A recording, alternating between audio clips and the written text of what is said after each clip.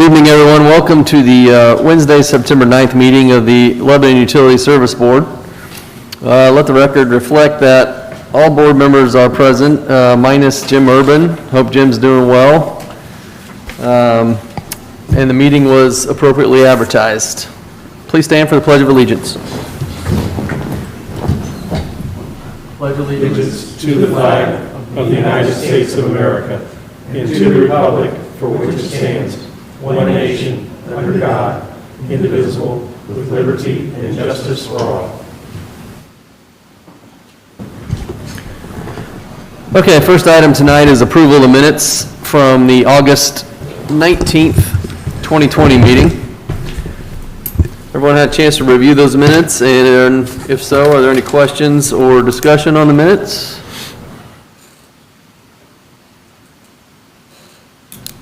I move that the minutes be accepted as written. Second. Motion made by Aaron, seconded by Dan to approve the minutes from August 19th. Any other discussion? All in favor signify by saying aye. Aye. Any opposed? All right, next item is an action item, and it's the redevelopment availability fee policy. Who's going to cover that for us tonight? Is that Jeff and Ed or both? Or I guess I'll read the policy and answer any questions. We talked about it, just for record, we talked about it in the working session briefly. Okay, this is a board policy for commercial redevelopment, sewer and water availability fees. Lebanon Utility Service Board hereby adopts the following policy as its policy for commercial property redevelopment in and around the City of Lebanon as it relates to the interpretation of the City of Lebanon ordinances 04-09 and 05-09. This policy applies in cases of the reuse or modification and or the demolition of existing commercial buildings where water and or sanitary service lines legally connected to the Lebanon Utilities system are already in place and remain connected to the system. The availability fees for water and or sanitary sewer will only be owned for the differences in EDUs resulting from the change in usage. In such cases, credit shall be applied for the difference between the existing use availability fees and the new use subject to the following. First, where changes in usage are of 5 EDUs or less, no availability fees will be charged. Second, where changes in usage are greater than 5 EDUs but do not exceed 50 EDUs, no availability fees are to be charged for the first 5 EDUs, and the 75% credit shall be applied to the remaining EDUs.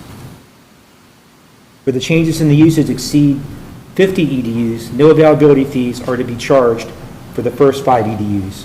75% credit shall be applied for the next 45 EDUs, and the remaining EDUs shall be charged the full availability fee amount. Application for redevelopment credit shall be made in writing detailing the previously reserved EDUs from the existing commercial buildings. The qualifications of the project as redevelopment is based upon the sole and exclusive discretion of Lebanon Utilities. New building permits shall not be issued until such fees are paid.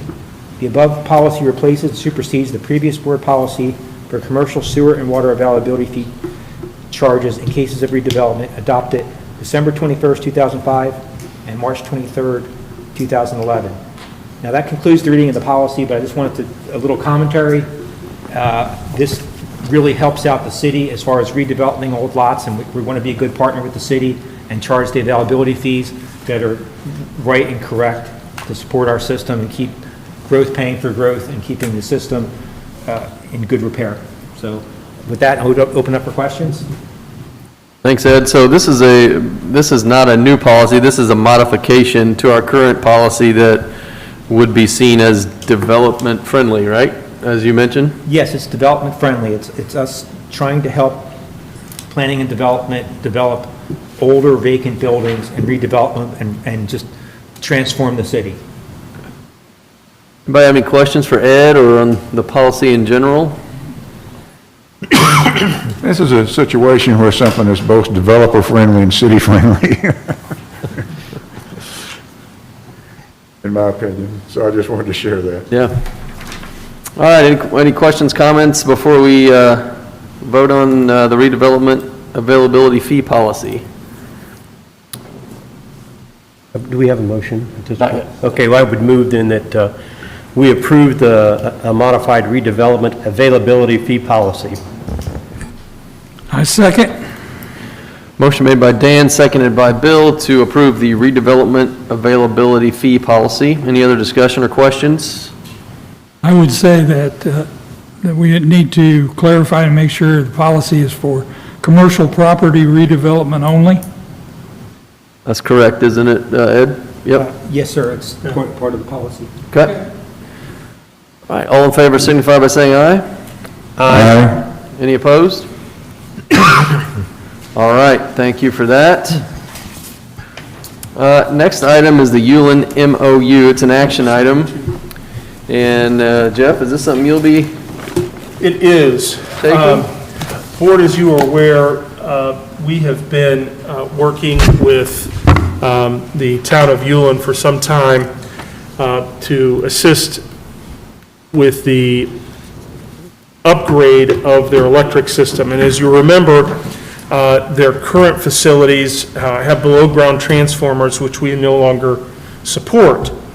Well, as we began to redesign the system, Ulen approached us and asked if we could place move the system into the rear yards rather than in the front yards in the existing right-of-way.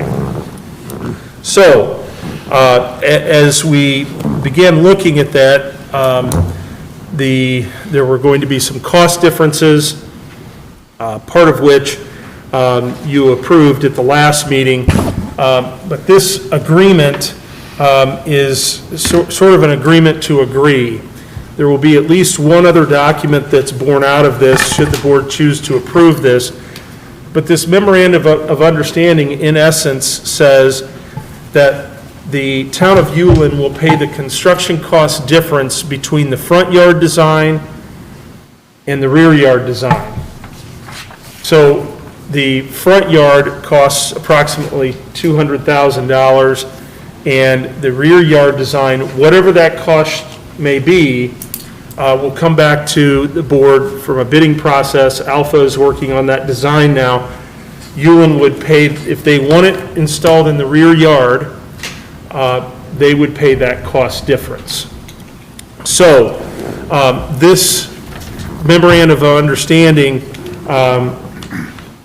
tries to capture that process. So, one of the,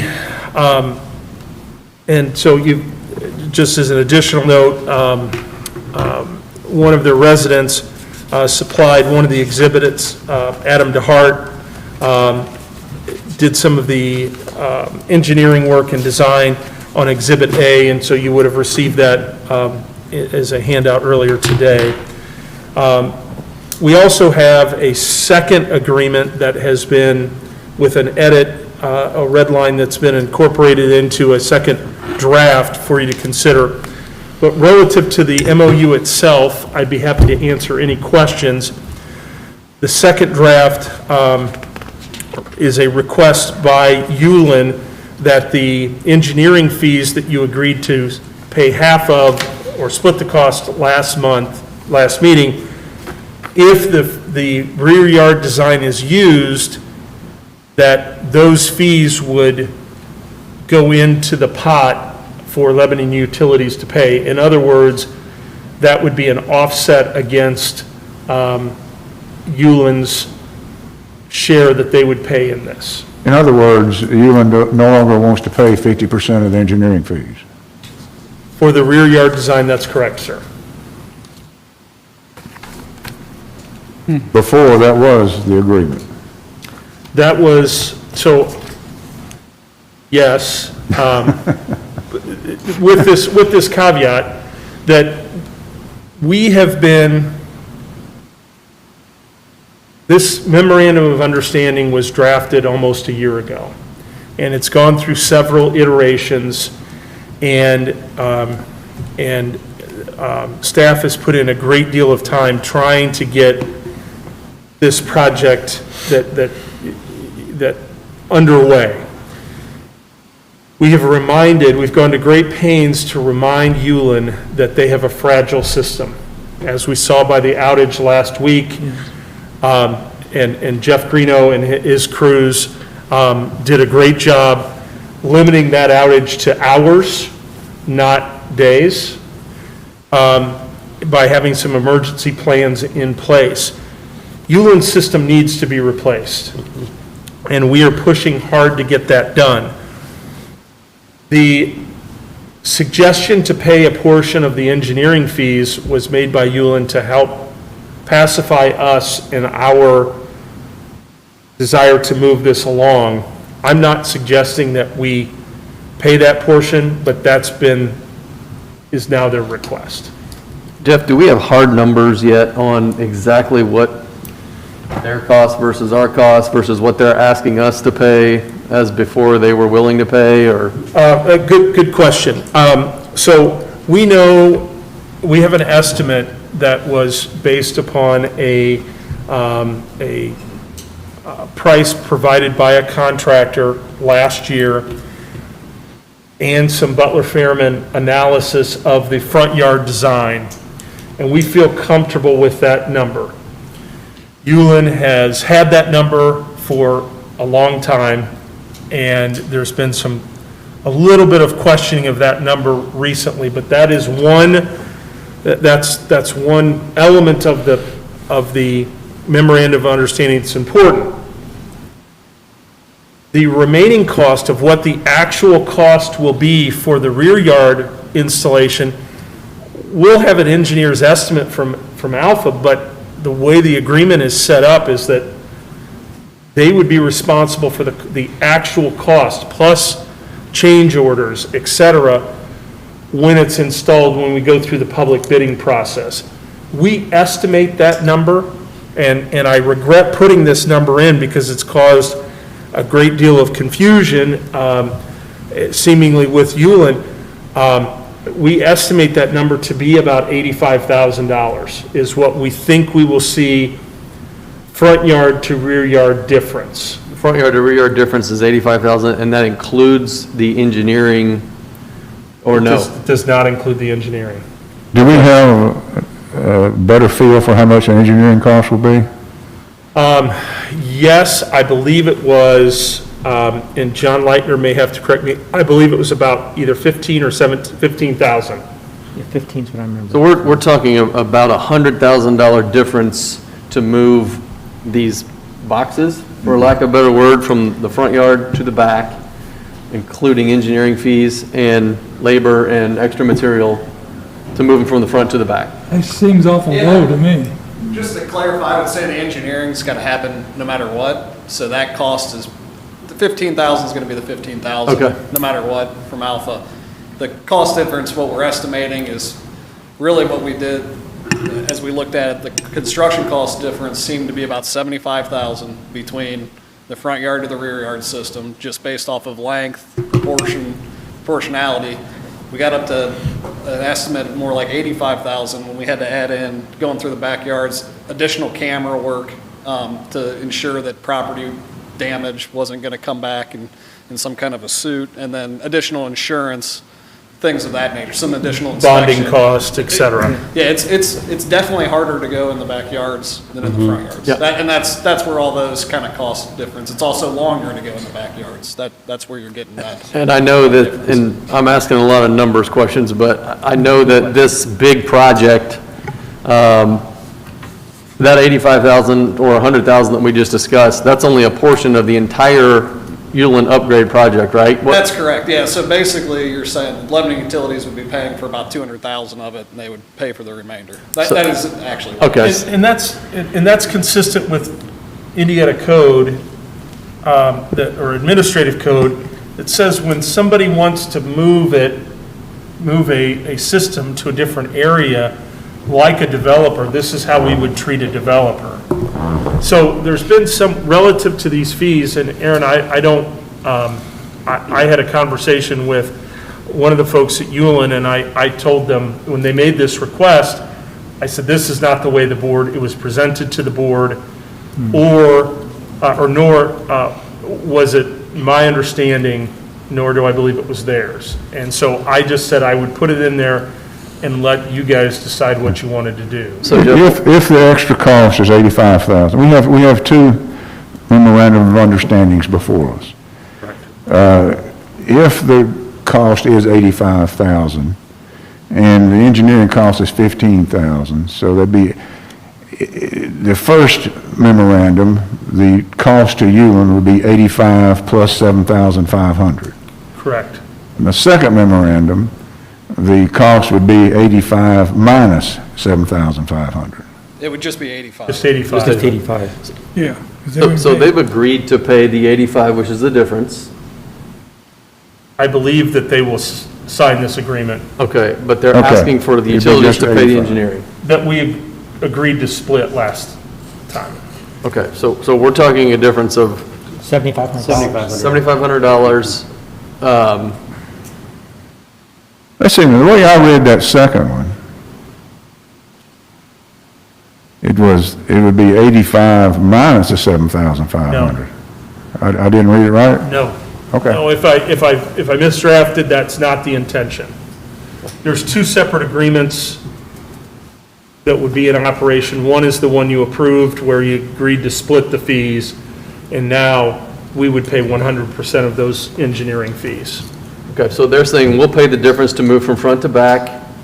You pay the engineering that it costs to Correct, do which that. the engineering would be about the same either way. It's, Well, it's not 7,500 to Right. engineer the front Yeah. versus 15,000 in the back. It's about 15,000 Yeah. if you're in the front or the back. And- So- So it's a $7,500 decision. Well, Correct.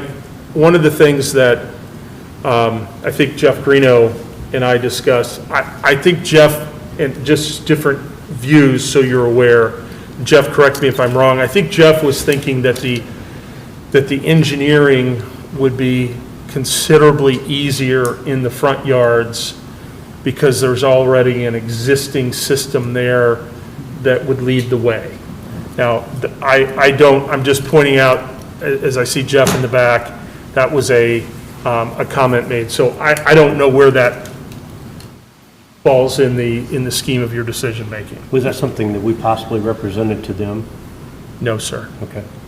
Does staff have a suggestion, memorandum 1 versus memorandum 2? Well, let me address that first by saying we had a big power outage, and shout out to Jeff Greeno and team for getting them back in power quickly. Part of how they got back in power quickly is by doing an emergency bore with one of our contractors who did an excellent job and scrambled quickly. And I don't know the cost on that yet, but it might be close to $5,000 as far as getting that done. And although I don't think that we should have to pay the additional $7,500, the reality is this negotiation's been ongoing the whole time I've been here and before. And another repair like that over the winter, plus this one, getting this thing off the ground would be really important to getting it behind us and having it done. So I don't really have a recommendation one way or the other. I can see it both ways, but I would like to see it get done, this construction season, which might be possible. And one benefit we haven't discussed is it would be much more safe for our employees Exactly. to deal with the new system rather than the underground transformers on the existing system. Yeah, so it might be worth $7,500 to get it done, even though it's not Yeah, really yeah, so- 100% fair.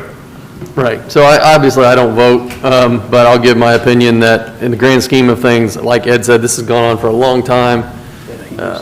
Without mentioning anything else, working on these underground 100-year-old system is dangerous. Yeah. We just spent money out there on another unplanned outage. I think it's time that we get something done and put this to bed. It's going to benefit us in the long run. It's going to benefit the residents out there, and that's my opinion. I think it's irritating, though, the way in which the proposal was changed, just on a fundamental basis. You know, I don't really have a problem with the $7,500 because, as you said, employee safety is number one. Yeah. And we could have additional expenses to that. But that being said, I'm disappointed in that. Yeah, I don't disagree with that. It's a large project that costs a lot of money, and the utilities is taking a lot of that cost, so I think one point to note too, and Jeff could maybe speak to it more, but Lebanon Utilities is not going to fix one of those underground transformers. If something happens with the underground transformer, safety-wise, they're gonna put a above-ground transformer in place. Temporarily. So- Temporarily. So you're, as far as safety goes, it's not gonna, they're not gonna work on the unsafe transformer. They're gonna, but it will cost money to put a transformer Yeah, it will. beside it temporarily. And, Yeah. and just as a comment that I've put in a number of my letters and emails to Ulen, it was only by a contractor answering the phone last minute, late in the day, was this repair done recently through some underground boring. The next one, and there may be future outages, if the next one will likely result in utility poles in yards temporarily and tree trimming. I can't speak to the degree at which, so this needs to be done, and we have been pushing them hard to approve this, one way or the other. So that there is still a danger that we're not going to hit this construction season. My hope is the next meeting, we will come back with a project for you to bid, and then shortly after that, bids to approve. So that's what I was going to ask. Is it your understanding that if we approve this now, they're going to be ready to go? Or, because I don't think we want to go back and say, I think we want to say, this is it, it's on the table, this is kind of the final deal, right? Right, so there's still things that we received the CAD drawing from them on Friday. So Alpha had been waiting on that, so they're off and running. Yeah, I think this is, I believe they will sign this, and that's my hope. Do you believe that they'll be able to obtain the easements that they need? That's a great question. Bill, I can't speak to the easement issue.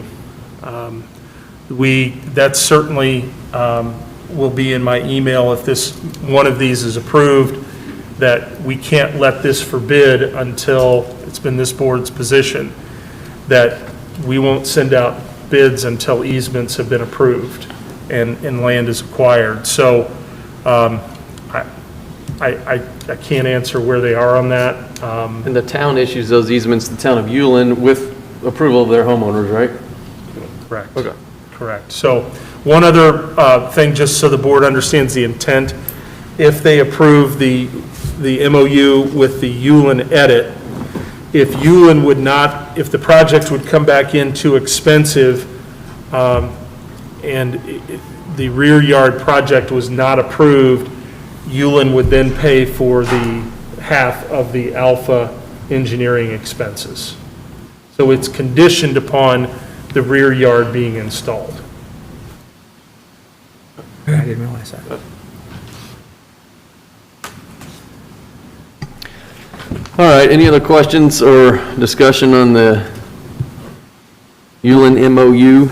Do we need to authorize General Manager Ed Vasco to sign on Please. board's behalf in the motion? Please. Okay. All right, if there's nothing else on this, I'd entertain motions if they're there. I move to approve the memorandum of understanding between the City of Lebanon, the Lebanon Utilities, and the Town of Ulen. With the, Approving, With the- what did I just bring? with the Ulen edit. With the Ulen edit, authorizing General Manager Ed Vasco to sign on the board's behalf. Second? Motion by Dan, made by Dan, seconded by Bill to approve the Ulen Memorandum of Understanding with the Ulen edits with General Manager authority. Any other questions or discussion? All in favor signify by saying aye. Aye. Any opposed? All right, thank you, Jeff and Ed, for that. Mr. Chairman, can I make one comment? John. Not related to the MOU, but I do want to, someone mentioned an attaboy to Jeff and his team, and Ed was out there as well as a Ulen resident. The effort that took place when that outage happened a week ago was extraordinary on what they did and much appreciated. So they need to hear that. Thank you, Jeff, for your efforts, and Ed for being out there as well. Thanks, John. Thanks, Jeff. It was very nice that it was hours and not a day or two. So thank you. Yeah. Okay, next item on the agenda is the Patterson Street Sanitary Sewer Easement. It's an action item, and Ryan Ottinger is taking camp at the podium for the next few hours. Ryan? Yeah, if we could possibly get a recliner up here next time, that would help me out greatly. On the Patterson Street Sanitary Sewer Easement, this is on the old Prairie Industries property that has recently been torn down. When Prairie Industries was up and running, we had a sewer line that actually ran under the building with a manhole in the middle of the facility. So if there would have been any kind of issues, we would have been working on it internally. With the new design for this building, they have ensured that the building will be moved and our sewer line will go through a paved parking lot area. But they've also said that they were okay with the easement process, with us gaining an easement. So acquiring this easement will just make sure that no matter what happens on that future property from here on out, no buildings will be built over a sanitary sewer line. And this will be from the beginning of their property, and that basically runs right into our wastewater treatment plant. So this will take care of that. So what this is for Butler, Fairman, and Seifert to do all the stuff that they do and help me out between them and Jeff in acquiring that easement for that property. And that would be in the amount of $5,200. 16,000? I'm sorry, I'm on the, Yeah, that. Oh, yeah, okay, yeah, I'm sorry. Yeah. I was on the I've wrong got one. like 12 things Yeah, on yeah. the list, so it's easy to get confused. Okay. All right, sounds kind of like a no-brainer, Ryan, but sounds like something's got to be done. Ooh, we dodged a big bullet. We were very fortunate that that things happened the way they did, yes. All right, any other questions for Ryan on this particular easement? If not, I would entertain some motions. I make a motion, we approve the sanitary sewer easement, Patterson Street. Second? Motion made by Bill, seconded by Aaron to approve the Patterson Street sanitary sewer easement. Any other questions or discussion? Does Butler Fairman need to be in that motion? Because the motion is authorizing them to move forward working for us in acquiring the easement. Does it need to be modified, Jeff, or am I? Either way will be fine. Oh, okay, then. I'm sorry. Okay. Is it correct as made? I don't. If I heard it correctly, I think so. All right, so we had a motion and a second. All in favor signify by saying aye. Aye. Any opposed? All righty, thanks, Ryan. Next up for you is the 2020 sanitary lining project.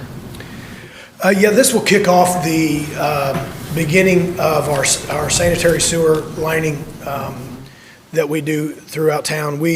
Last year, we dedicated some money to that after I kind of assumed this role, I found out that a lot of this is based on mobilization and demobilization on your cost. So if you can dedicate a little bit more money, you get much more bang for your buck as far as the linear feet that you are able to line.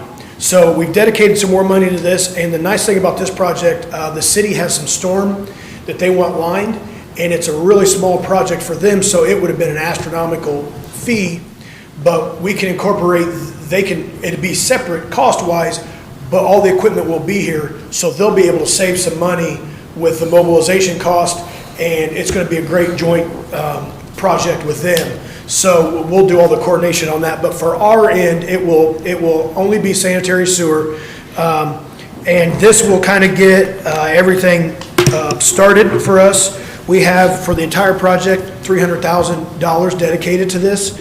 And this requested amount is for $16,500.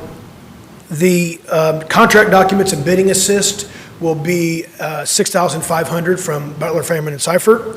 The other 10 is a do not exceed. We are going to install another permanent flow monitor, which is what we also installed when we did the Indianapolis Avenue, Hendricks Drive force main reroute. This can provide us real-time data, and we will be able to provide data and see how much we're benefiting from the sewer lining, and will also help us in the future know when, 10, 15 years down the road, or whatever the lifespan of this lining is, when it starts to deteriorate, you'll see the increased flows, and you'll know ahead of time when to start dedicating or looking into that area, doing some camera work in that area.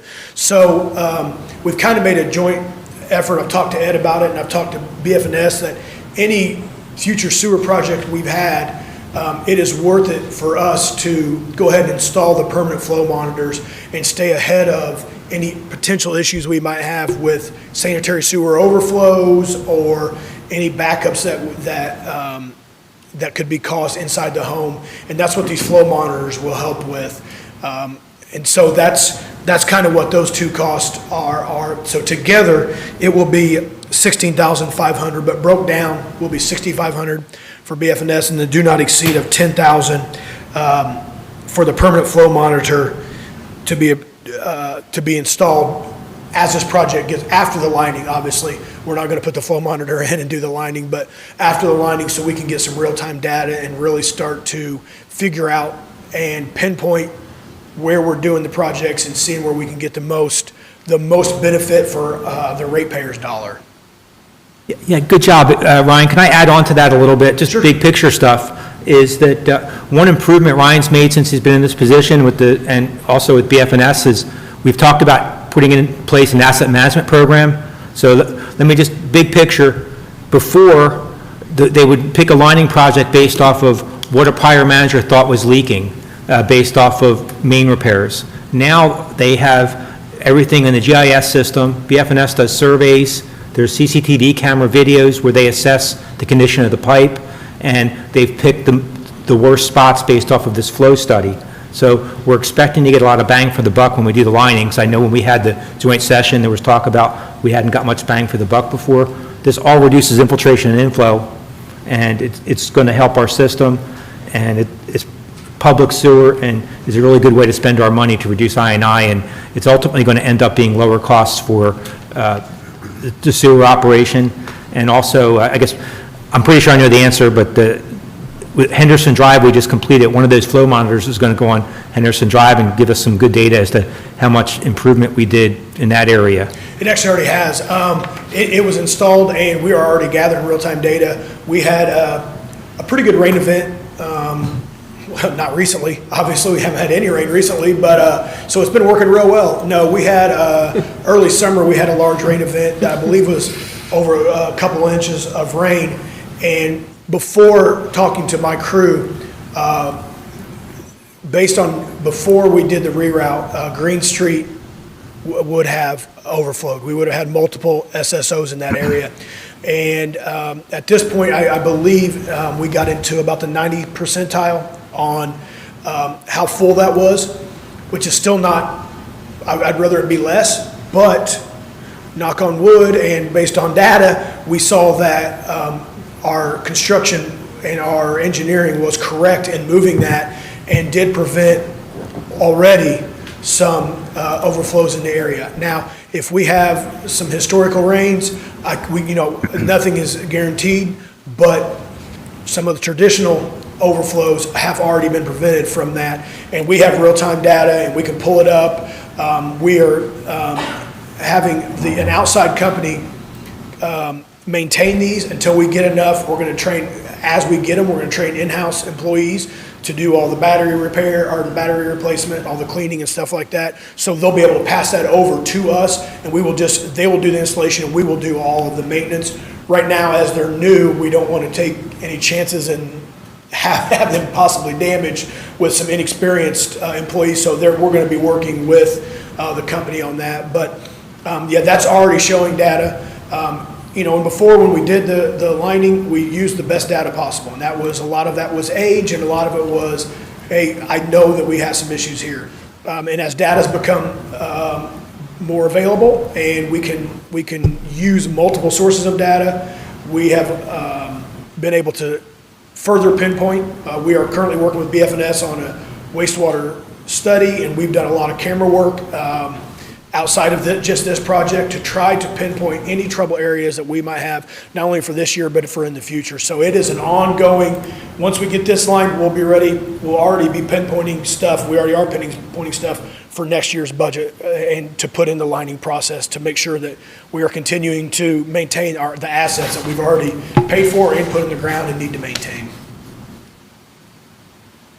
And after this process, what gets the ball rolling on the bids, and so we can go through the bidding process, and this will helps BF&S start facilitating all of that, the bid request and all the documentation for that.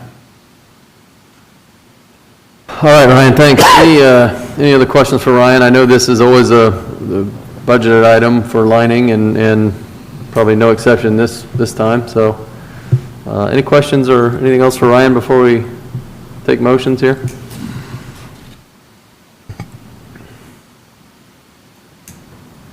All right, I'll entertain motions.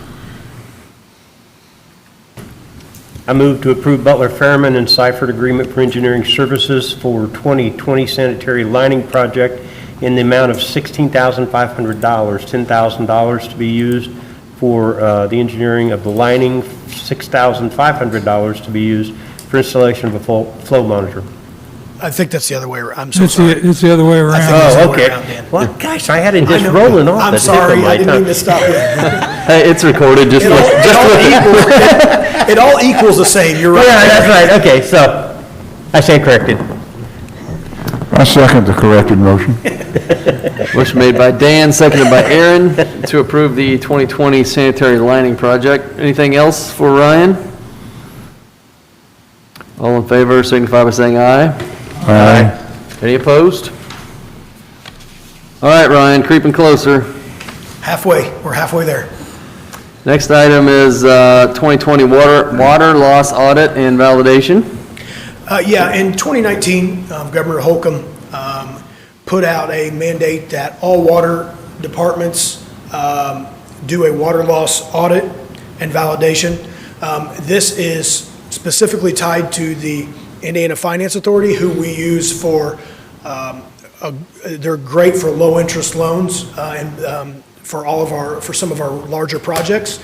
And we've already had established an internal water loss data that we have been working on over the years to try to limit our water loss. Water loss could be anything from a water main break that the water's just running down the street to when we do all of our biannual hydrant flushing, a large fire, anything that's basically not metered. So we pay as a utility to treat it, but it's not going through a meter, so it's not getting captured or getting paid for. So obviously we want to keep the water loss as low as possible. The nice thing about this audit is they are providing some audit tools that are free to utilities, so we'll be able to take advantage of that. Some of that software we did not have. We were doing a lot of pen and paper stuff and Excel sheets, and this is going to help streamline that and will just be a plug and play with numbers that we have already figured and or will show us an area that we haven't taken into consideration yet. So it will ultimately benefit the utility with lower water loss, and when we can improve on our water loss, we can also improve on our interest rate with the Indiana Finance Authority. With this the validation and the water loss audit, there's two entities that need to be involved in this. You have to have someone who is certified to do the audit, but anyone that does the audit cannot do the validation. So that way that you have a unbiased set of eyes on this project. So at BF&S, they have multiple auditors and multiple validators. So we can use one auditor to assist with the audit, and then we can also use a second person from BF&S who did not assist in the audit but can do the validation, so we don't have to go to multiple companies, and everybody can work together to make sure that we're submitting the right information. So this is they're just the BF&S fee for their help with the audit and assisting us, and then also their validation, which, like I said, is mandatory through the state, through Governor Holcomb, and for any future projects that we might have where we are going through the Indiana Finance Authority, which we do for the majority of our project, well, for the last water projects, for instance, the Sugar Creek improvements and the Indianapolis Avenue water main upgrades all went through the Indiana Finance Authority. So this money will be made, in my opinion, will be made back or come close to that just with having the proper validation, the proper audit, and allowing us to keep the low interest rates that we already have. And we have to do this every year, right? Correct. And eventually, what we'd like to do, I say every year as long as we have a loan. that is it. I think it's just good practice to do it every year, so that way, at any point in time during that year or the upcoming year, if you want to establish anything with the Indiana Finance Authority, you have it on record. I think that's kind of the direction that we're, as a utility, are leading to, is just to continue to update it. Yeah, I think it's starting off with the Indiana Finance Authority, but it's not to say that in the next few years it might not be tied to your permitting of basically anything. I mean, really what the state's trying to do is to, Lebanon Utilities does a great job of asset management, at least that we have here in recent years, of putting together O&M manuals, doing the water loss audits, but a lot of communities throughout Indiana are not as proactive in that. And that's what the state's really trying to promote. It's, you guys are actually doing most of the stuff that they're requesting. They're just trying to get other people up to speed. So just a couple extra boxes to check. I also believe that and I'll have to look this up and give Ryan a better answer that he can distribute to you guys, but I believe the validation is actually every 2 or 3 years. So you'll have to do the water loss audit every year, but the validation on the other side will be not quite annually. It'll be semi-annual. You know, it'll be a couple of years in between those. Hey, John, this is a startup of doing our validation, so if this were to be every year, and I don't think it is, like you said, you'll look it up, this wouldn't be $15,000 every year. This, I think that's what Correct, yeah, Mr. you'd be Smith is asking, so. Yeah, you'd be updating and things like that. So, you know, you're probably seeing a higher cost at this beginning just because it's brand new to everybody. We're all trying to work through it. And I myself, I'm not a validator, and I didn't go through the training, so I can't speak to exactly what goes through all of it, but I know it's a little bit more extensive than what we've done in the past, which has also been good. It's great that you guys even have a start and even know, in the range that you're in, I think 10 or between 10 and 20%, but that's. Is it reasonable to expect that we might get some water loss recommendations, additional recommendations from this effort also? Correct, yeah, it should reveal maybe some practices that you should be doing differently. It also could show that you guys, I believe that the range you're targeting is usually under 15%. Industry standard is really good, so, it could reveal that you guys are at 12, and sometimes, there's firefighting, hydrant flushing, you're not gonna be at 0. You never will, it's just not how the system works. Even if you take test samples, you're automatically at, 0.1% or things like that. So there's always going to be a little bit of water loss, but it could also reveal that you have a main break that major somewhere that you don't know about if you see your numbers from one year to the next spike without any kind of reason. So it's a good thing to do. And again, Lebanon Utilities was doing it before it was mandated. This just adds a little bit more level of detail. Yeah, you're always going to have some water loss because you can't always get perfect information from the fire department. They're worried about fighting the fire, not telling you how far the hydrant was open, how long it was open, and you have a main break. You're pretty much guesstimating based off of formulas how much the water leaked and how long it was running, especially if, let's say, the water main broke at midnight and then it was discovered at daybreak when people got up and saw it. So you don't really know how much water leaked, so. And there's multiple categories, because you could have a meter water that's not billed, so there's all kinds of categories. You'll never be at 0, that's where we're striving, obviously. And also with this, with it being the first year, I want to make sure we get this right. Eventually, I want to train some of my water plant staff to be able to do the audit, and then all we would have to do would be the validation with a third party.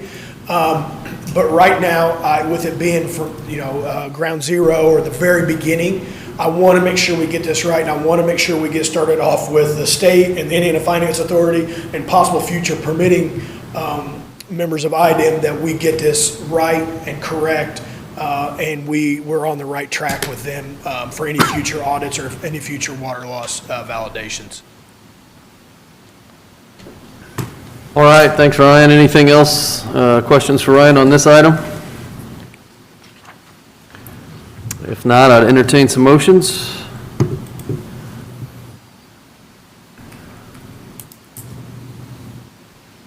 I make a motion, we approve the water loss audit and validation action.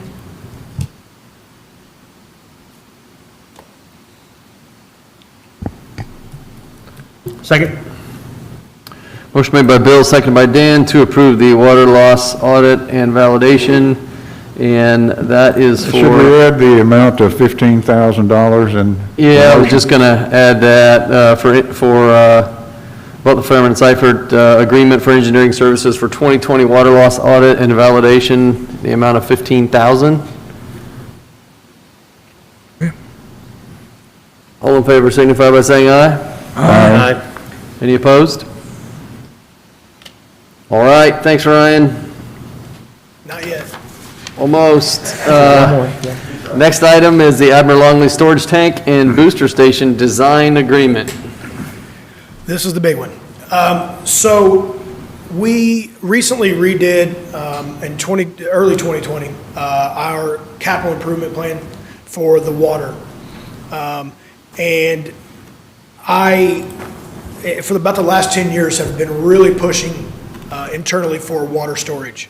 Right now, our maximum storage for the town is 750,000 gallons, and we're averaging right now about 1.9 million a day, which is not enough. And next year, we will have to take our large water tower offline for approximately 3 to 4 weeks. And if we do that, that gives us 250,000 gallon storage, which is next year possibly about 11% of our daily water. So if we have a large main break from Sugar Creek, or we have a large fire in the industrial park and that large water tower is offline, we are in a catastrophic state at that point, to put it mildly. So we have been meeting with the city, planning on this to ensure a proper location, to ensure a proper design, and to ensure the proper infrastructure to make sure the easements are kind of going where they want. And so they have been involved in this process at the very beginning. This will be a budgeted item for 2021, the storage tank. It will be, it's proposed right now to be a 2 million gallon storage tank with a basically a baffle in between to where it's 2 1 million gallon isolated tanks. This will ensure if we need to take one tank down for cleaning, we still have 1 million gallon storage in that. It wouldn't be an all or nothing situation. We could isolate one tank, clean it, leave another tank online, or if our capacity needs weren't for 2.7 million, which we would have until we get some more growth, we could only use 1 million, one half of that tank to ensure proper turnover, to ensure proper water quality, so you wouldn't have stagnant water or water that is not being treated properly. This would also, we would also add a chlorine booster station. We learned during a water tank redevelopment on the Chicago Street plant, if you'll remember, a couple years ago, we did that. The Chicago Street plant was offline for about a month, and the chlorine residual at the south end of town was at a critical low. We did still have residuals, so we still were in IDEM compliance, but it was enough to make us start really evaluating the need for a chlorine booster station somewhere on the south end. This tank would not be elevated. It would be what's considered a buried concrete tank, but it would be about 30 feet out of the ground and about 100 foot in diameter. And so aesthetically, it would not be like a water elevated storage tank that would be sticking up. It would be a little bit more aesthetically pleasing. That is also okay with the city. That's kind of where they were with that too. So we would put a pressure booster station on that also, because without the elevated storage, you're not getting the gravity to do the pressure work. So we would handle the pressure work with a pressure boosting station. But with having said that, with me wanting to get it started or get it approved bid and started in early 2021, there's some factors that have to go into that. An environmental impact study has to go into that.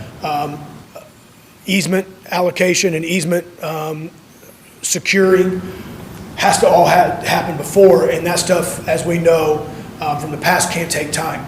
I talked to Sandra about her knowledge of bonds. Aaron brought this question up, so I was glad he did. And I talked to John Leitner about the SRF bonds and loans. If you, with standard bonds, if you do something associated specifically with the project and pay for it out of, let's say, your normal operating budget, but then you take out a bond or an SRF loan, you can reimburse your normal operating budget if you need to with that secure. So we wouldn't be laying everything out and then taking a shortage in our normal operating budget. Because once we've been in contact with the finance, the SRF, we're good. We are good. We're approved. We're still in great standing with them as far as our future capital improvement projects. So this When do we anticipate, it's going to be a $3.8 to $4.2 million project, correct? Yes. And when do you think we'll get the bond proceeds? Have you thought that far ahead? Yes. I'm going to shoot, and this may be very ambitious, so John may have to pull the reins back, which he usually does quite often. I want early, late February, early March is what I'd like to see a lot of this get started. And I don't know if that's too ambitious. Yeah, I feel like it might be. We regret not having Baker Tilly here, now that we got that question, but this is a big piece of the overall $11 million financing that was approved by City Council and the utility boards. The exact sequence of bond sales, Baker Tilly is in charge of that. We'll get that answer from them, Aaron, on the timing of the sale. I don't believe the proceeds for this phase are already in hand, correct, Sandra? So, right. And my recollection is there was a 3-phase bond sale that they had on this out of the overall $11 million. So we need to get proceeding with the design, and then as we get closer to, as Ryan said, the land acquisition, permitting, and these things, and the environmental document approved, then we'll be able to come back to you with the exact timing of when the bond sales would take place. But this was approved under that original 11-point something umbrella with 3 finances or bond sales. So When did we do that? Pardon me? When did that happen? The 11 million approval? Yeah. That was 2 years ago, the water rate increase that we did. Okay. In 2018 It was or 19. It was January the 9th of 2019. Yeah, yeah, but that was done as a large project in three phases or 3 pieces. So we'll get, Sandra, Ryan, John, and I will get with Baker Tilly and get a better answer to your question of when. It's going to be likely first or second quarter of 2021, is what it looks like. Okay. And that depends whether we sell bonds on estimates or actual received bids. And we'll coordinate that with Baker Tilly. Did that answer your question? Thank you. So Ryan, I'm glad you pointed out the actual storage or capacity we have right now compared to what we use daily. I wasn't aware necessarily of that, but you start thinking about supplying water for a day on an emergency. This sounds like could become a pretty important project. So Yeah, so when you consider that about 80% of our water comes from Sugar Creek Water Plant, which has one 24-inch main coming into town. Right now, on a good day where we haven't backwashed or we haven't had a high usage or it's not 95 degrees, we've got about a 6 to 8 hour window that we have to have that, if that main needs to be shut down, to be repaired in order for us not to go into a critical stage with storage. This would buy us about a 30-hour window, possibly more, depending on the situation. But we have an emergency agreement with, if you'll remember that, is it Atlas? With Atlas. But if I'm looking at emergency agreements, we did not get a lot of support from contractors with that because the window is so small. I think that the support for that would be much better if we just had the storage. But also, we have, with our water towers, we have inspections, we have things that are getting ready to come due. And the only way to do those is to drain those towers and physically have inspectors get in them. And that is a process. It's not a 1 or 2 day process. That's a 2 or 3 week process by the time you get everything taken care of and equipment moved. And there's no way I could go to sleep at night knowing that 500,000 gallon tank is offline and we don't have enough water. Question. Yes. This is a concrete tank, so will the maintenance and inspection requirements be significantly different than a steel tank? In other words, will it be less inspection and? Well, the inspection requirements per item, a lot of it's on AWWA recommendations on how many years you go with your tank inspections. So we would still follow those on the inspection. The maintenance on a concrete tank, and I don't want to speak out of hand, so I don't. Post-tension concrete tank, they do that so it's less likely to crack. The fact that it's not 120 feet up in the air, that it's an elevated tank, so it's easier to maintain, easier to see what's going on. Very typical for ground storage tanks now to be that type of construction. Now, this one's going to be 50 feet into the ground, right? And 30 feet above?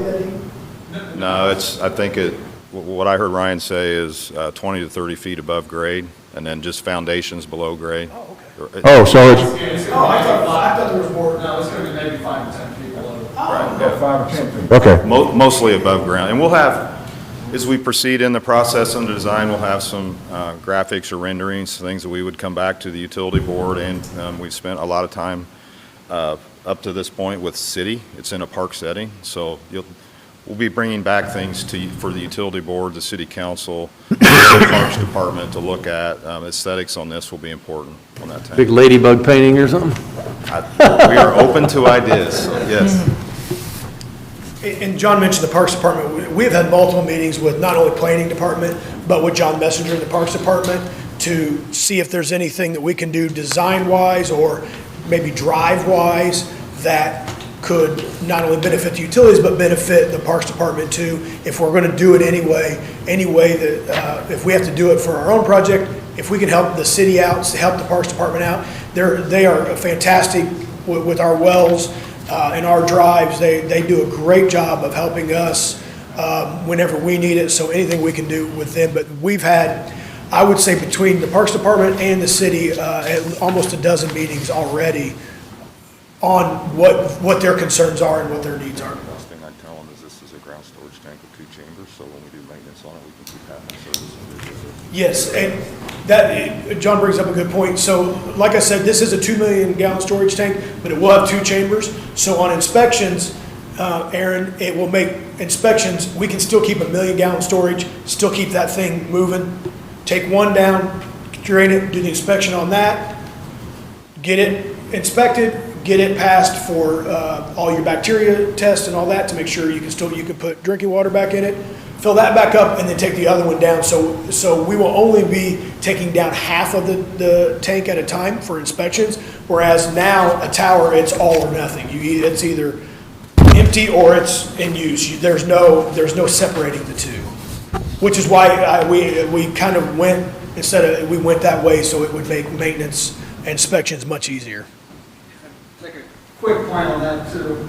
As far as budget goes and maintenance and things like that, I mean, these concrete ground storage tanks, you can make them as pretty as you want or as plain as you want. So you can get arches, you can get things. Ryan, I think, got distracted thinking things were 50 foot in the ground because I showed him one that they actually put a tennis court on top of it and buried the whole thing.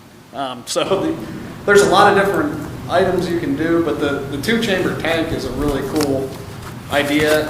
It's basically you're buying two tanks for a minimal cost of one. You know, a single 1 million gallon tank is probably going to cost about 1.2 million from, direct from the vendor. The two-chamber tank is about 1.8. So really, you're getting a tank for half price, and getting that extended capacity. So it's a really, as we go through design, we'll furnish some of these different options and things like that. But I think that staff and the design team so far really likes the idea of the two chambers. And the footprint on that is minimal. The difference between 1 million gallon and the 2 million gallon is not very much at all. I was concerned that it was going to be 2 million gallons, going to be double the size as the 1 million gallon, and Ed said check in on that because he suggested the 2 million, and it was not a much bigger footprint at all, and a much more operator and maintenance friendly design.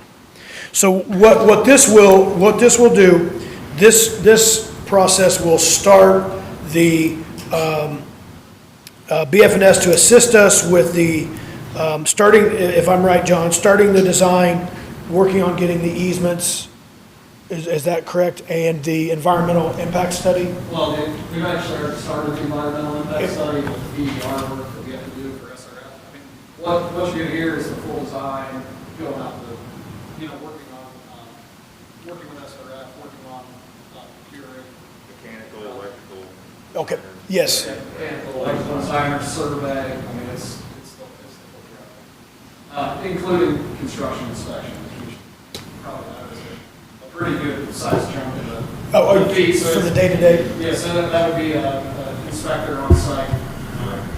Yes, we started that with the Sugar Creek plant because I just didn't have the manpower to have somebody stationed to watch to be with the contractors every day. So we did BF&S did inspection at the Sugar Creek water plant, both projects, and Indianapolis Avenue, and it has been a fantastic success. They are our eyes and ears. They're there the entire time. They call us if something doesn't look right. They catch the contractor if they don't go with the prints, and it does not. I don't have to dedicate staff off their normal job, and staff that, to be quite honest, that's not what their background is. Inspections and construction isn't their background, so stuff could still get missed. So a large portion of that will be the inspector, paying the inspector to be on site, and it has been an unbelievable success for us and has caught things that are way more expensive to fix on paper or before they open up the ground than they would be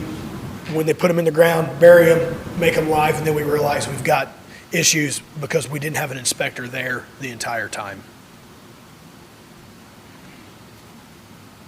All right, good stuff, good information. Ryan, thanks. Any other questions for Ryan or John or John? If not, I'd entertain some motions. I move to approve Butler Fairman and Seifert agreement for engineering services inspection for Abner Longley storage tank, a booster station design in an amount of not to exceed $555,300. Second. Motion made by Dan, seconded by Aaron to approve the Abner Longley storage tank and booster station design agreement. Any other questions, discussion? So I'd like to make a suggestion to our staff, is that today I became aware of the updated capital improvement plan for water projects, that you share that with the other board members, because understanding the updated plan helped me have a lot less heartburn about what was going on here. I can email that out tomorrow. Would you please? Yeah, absolutely. Thank you. Okay. That's it. All right. All in favor signify by saying aye. Aye. Any opposed? All right, thanks everyone for that information. Unfortunately, that's all it is for me, so I appreciate everybody's short time. Next item is approval of the claims. Everyone had a chance to review the claims? I move to approve the claims dated September 8, 2020, in the amount of $555,578.13. Second. Motion made by Aaron, seconded by Bill to approve the claims dated September 9th, 2020. All in favor signify by saying aye. Aye. Any opposed? All right, next item is other business, and I know Sandra has some other business. Hey, Sandra? Good evening. I just wanted to quickly, I have two things to update the board on. And the first one is the delinquents. We've been kind of keeping you guys up to date on that. And I provided you with a schedule, and unfortunately, if you look at the schedule, our delinquents went up about $120,000 in August. But keep in mind, during August, we still were not shutting anyone off. So the good news is, the board had offered the extended pay agreements, offered us to allow those starting August the 19th. We did start disconnecting on September the 8th. And in total, we have done a little over, as of this morning, 250 pay agreements. 75 to 80 of those were yesterday and today. So the customer service reps have been extremely busy. At any given time, the line has been all the way out the door. So, people are utilizing those. For the month of September, so just in the last 9 days, of those 250, over 175 was just this month. We do still have around 300 people on the disconnect list. What we are trying to do is, there's no way that we can knock 300 out in one day. So we are trying to go through in a logical order and knock out 20 to 40 of those a day. We did do 40 today, and we only have one meter reader right now. So I give kudos to David Bailey, because he is really working hard. We had him running from every side of the town all day today. Because usually what happens is, when you start those disconnects, while he's still disconnecting, people will come in and make pay arrangements, and they'll send an order back out for him to go back out and reconnect the service.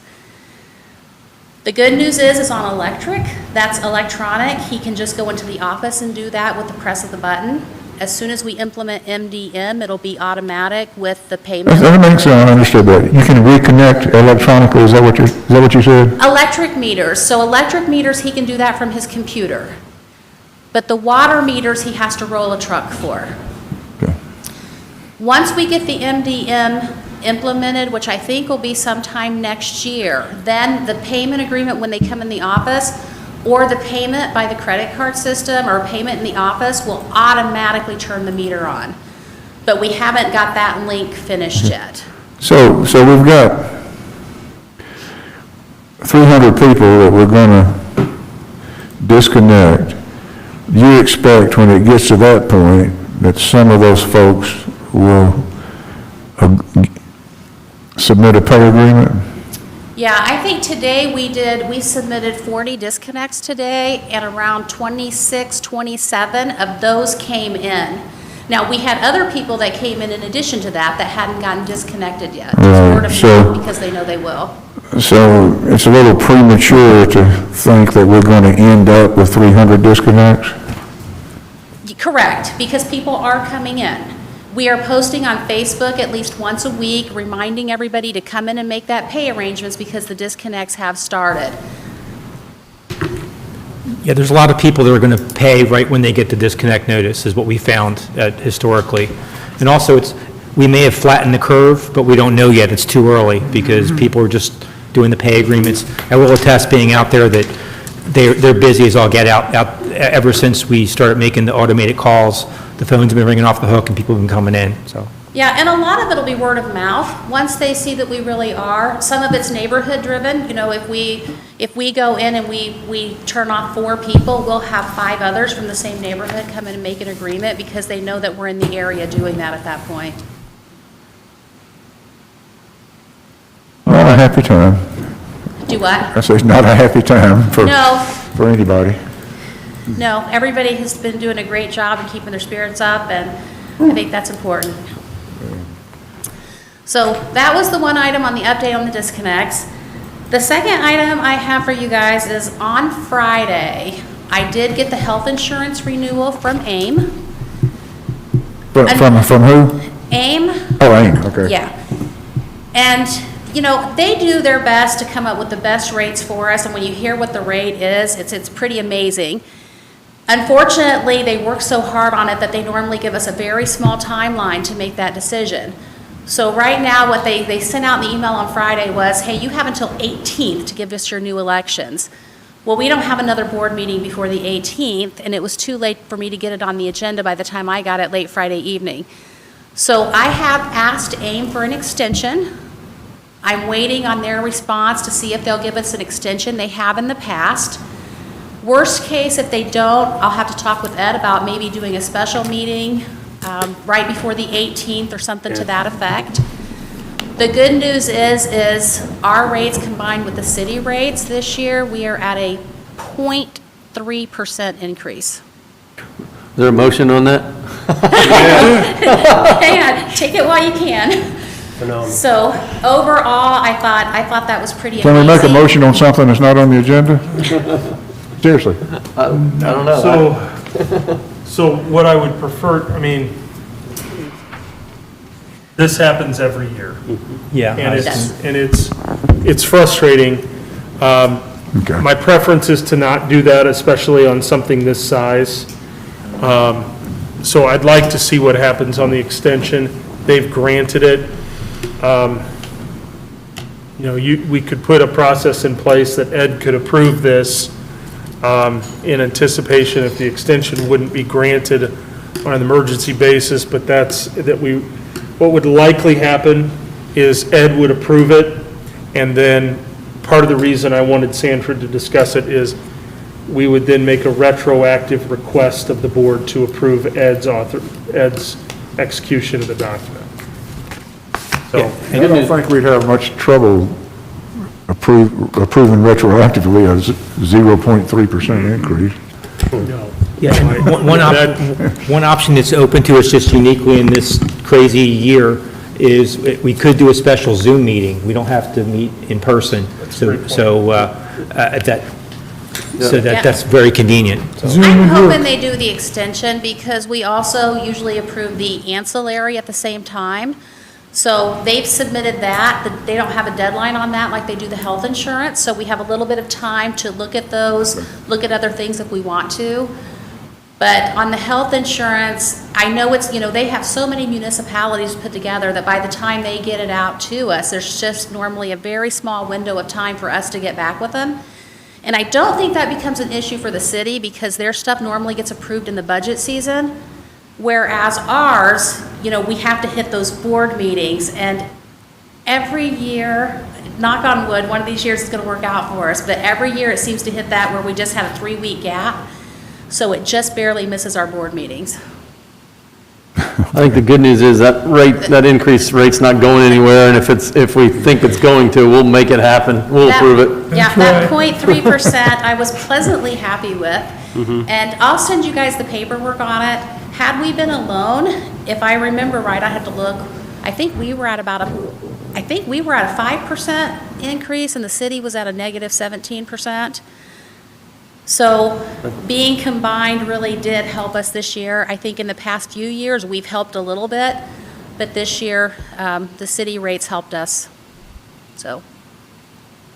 Good stuff. Anything else, Sandra? Nope, that's it from me. Anybody else have Thank anything? you. Yeah, I have a short presentation for the board. Okay. Okay, well, thank you, Mr. Chairman and board members.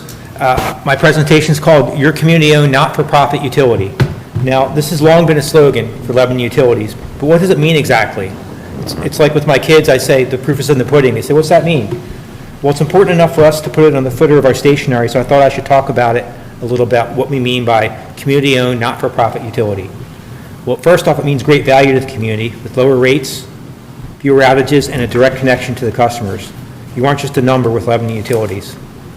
The electric utility formed many years ago because the large investor-owned utility left Lebanon without power after an ice storm as it worked on its larger customers in Indianapolis. Now, the business model for a not-for-profit utility is fairly simple. As illustrated on this slide, the customer pays us and we provide a service. They'll pay their electric bill and we provide electric. They'll pay our water bill, we'll provide water. Same with wastewater, same with telecom. Now, the for-profit model is slightly more complicated. There's pretty much the same situation, except there's money out to pay the regulatory costs, and there's money out to pay a guaranteed profit for the investor-owned utility. You may ask yourself, why anyone would want to be served by an IOU or investor-owned utility if there's more cost inherent in their business model? Well, I've managed it at IOUs and nonprofits. They both have their benefits and drawbacks and what situation works best. IOUs work best where large investments and economies of scale are required, such as in building large power plants. Most power plants are owned by IOUs for this reason.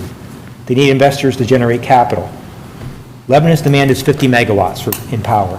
IMPA, the Indiana Municipal Power Association, where we get our power, its entire load is almost 1,000 megawatts, which is about half of a small power plant like the Trimble County one that IMPA owns a piece of.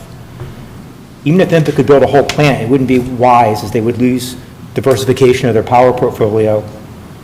And if you look at Citizens Energy Group, which is an IOU, and their annual report, their total comprehensive income was 23% of operating revenues. The regulatory agency's main role is as a watchdog on profits for the IOUs. Another benefit of IOUs is internal expertise in human resource management. There are many small communities that are challenged in this area and not as professional as LU. They may face some special challenges that require constant help from experts, such as frequent boil water orders or non-compliance. And that was the situation where other utilities I managed. That's why the municipality sold to the investor-owned utility. Now, if we want to talk about Lebanon utilities, we are a slightly different model than what is standard. American Public Power Association publications describe it as a very limited instance. We use the IURC for rate setting when we have zero profit. We're not trying to control profit or any need for outside investors. And this chart, I lifted from the APPA website, and I'll give you a chance to look at it here, but that's where I got the very limited instances language. And this chart is very good for comparing community-owned utilities and investor-owned utilities. I've added to this chart for COVID because there's going to be COVID impacts that are going to be different. There's a court case that Jeff Jacob talked to us about a little while back where the investor-owned utilities are filing to get their expenses built into their rates to maintain their same profit. We could end up bearing some of that expense for their profit maintenance on our purchase power, which is mainly from the IOUs. And I think there's been a recent update on this that Jeff and I were talking about. I'm not totally up to speed. Jeff, do you have anything to add on that? This is just highlights some of the issues when the board approved that motion to intervene into the IURC action. And, simply put, we're different than the IOUs. There has been some discussion on how they're going to handle those expenses going forward, or COVID expenses going forward in rate cases. And we're going to have to continue to monitor those orders as we go along. But those will definitely impact IOUs separately from MOUs. Okay, well, thanks, Jeff.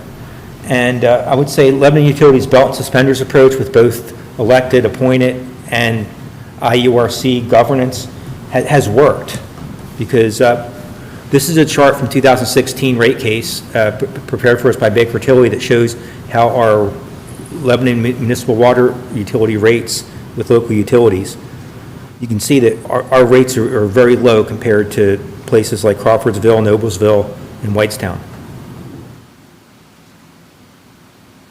You may recognize this chart from probably just about 2 weeks ago when we talked about system development charges, or they're also known as availability fees. You can see that our availability fees are mid-range, probably among the lowest in this chart, also prepared by Baker Tilly for us. This chart it was prepared by IMPA. They prepare it once a year, and you can see that Lebanon Utilities rates as compared to the IOUs like Duke and Indianapolis Power and Light and NIPSCO and Vectren are much lower, even lower than the average of the IMPA members. Now, our rates being low, we're among the lower rates, is that's only important if people can pay it. If we have the lowest income and the lower rates, then it doesn't necessarily work. We're in this tough time, we're in an international pandemic, so I sought to look at, is our power affordable with our residents? And there's these two indexes prepared by, based off of Bureau of Labor Statistics. There's the Water Wastewater Affordability Index. It's a community average cost of water and sewer services as a percent of that community's median household income, with less than 4% deemed affordable. And the Energy Affordable Index, where the percent of household income spent on energy bills where 6% would be considered high. I prepared that based off of Lebanon, and we're very affordable based on the government indices. We are less than half range on both of these indexes. So I'm very proud of Lebanon Utilities and the job we do and the job this board does in managing costs. So in summary, Lebanon Utilities is a community not-for-profit utility. Our rates are among the most affordable in the region, even factoring in MHI. The Lebanon Utility Service Board has in the past contemplated the need for IURC oversight when it is not required because we're not an IOU. And if the IURC does not allow COVID expenses to be included in the next rate case, it could adversely affect our operations. So with that, I'd like to open up for questions. Anyone have any questions? I'd like to, could you email me a copy of this slide presentation, please? Yes, sir, will do. Thank you. Thank you, Ed. All right, any public comment tonight? Looks like our next board meeting scheduled for Wednesday, September 23rd at 5 p.m. Anybody have anything else for the good of the order? If not, I entertain a motion to adjourn. I make a motion, we adjourn. Second? Motion made by Bill, seconded by Aaron to adjourn. All in favor signify by saying aye. Aye. Any opposed? All right, we stand adjourned. Thanks, everyone.